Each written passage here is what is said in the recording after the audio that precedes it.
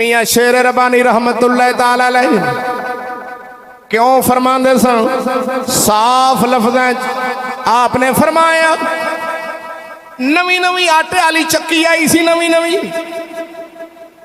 आ चक्की अंग्रेजी चक्की जड़ी दाने वड्डदी है, पींदी नहीं।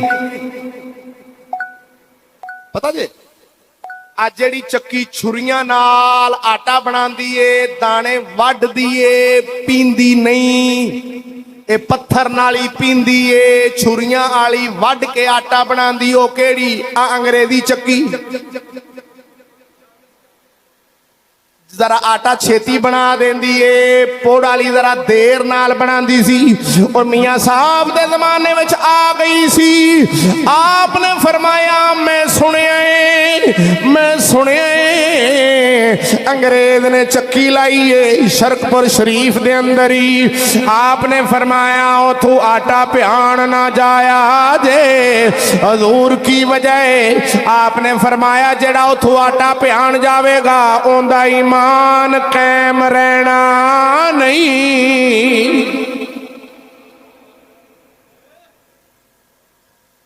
मैं भी गल पढ़ी तो मैं सोचन लग पिया, मैं आख्या भी आटा प्यान जाना बंदे ने ते आटा प्या के उरा आ जाना, ना उहदे नाल गल करनी है ना बात करनी है।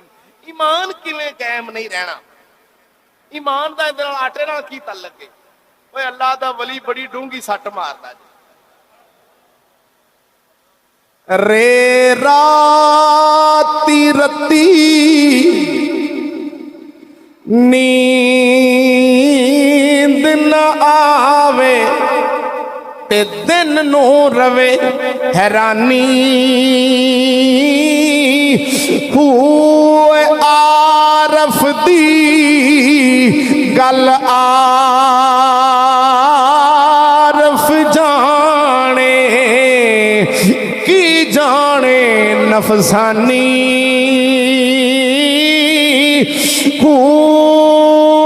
कर इबादत कुछ हासिल होवे, ओ तेरी जाया गई जवानी।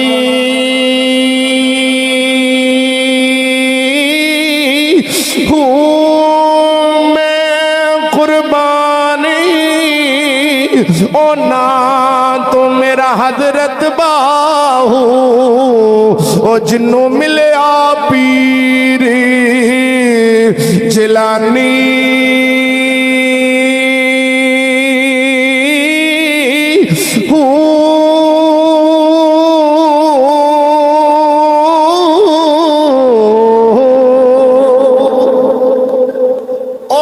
पुछया एक दिन अपने बुजुर्गों को, हजूर मियां साहब अल्लाह दे वली सन ते उन्हां आ की गल कीती भी आटा प्यान जाओगे तुहाडा ईमान नहीं रहना?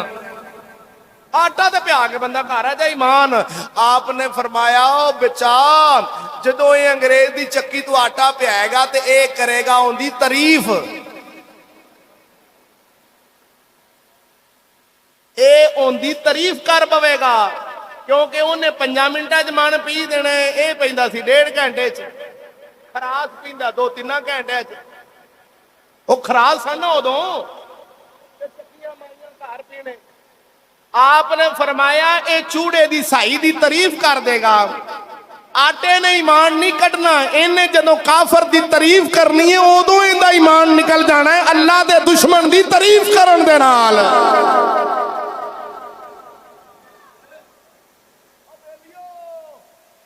मियां साहब ने फरमाया चक्की तू आटा प्यान लगे उनकी तारीफ की ते ईमान।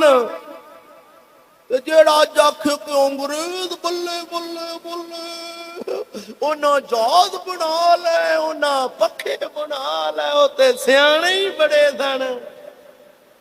उनका तो ईमान बड़ा पक्का खलोता होना अंदर।